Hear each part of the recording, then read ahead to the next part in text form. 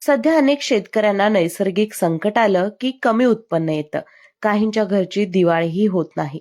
पण जळगावच्या वाडे गावातल्या राजेंद्र पाटलांनी याला अपवाद ठरत शेतीतून करोडोंचा नफा मिळवलाय. ते म्हणतात, शेती म्हणजे मेहनत आणि अचूक नियोजन.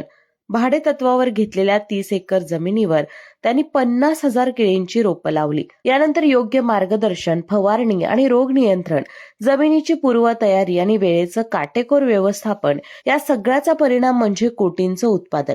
राजेंद्र पाटील यांचं म्हणणं आहे, जर केळीवर आजार येणं टाळायचा असेल आणि त्यावर उपाय हवा असेल तर मानवाप्रमाणेच पिकांसाठीही तो करावाच लागतो. 2019 पासून टप्प्याटप्प्याने त्यांनी लागवड केली.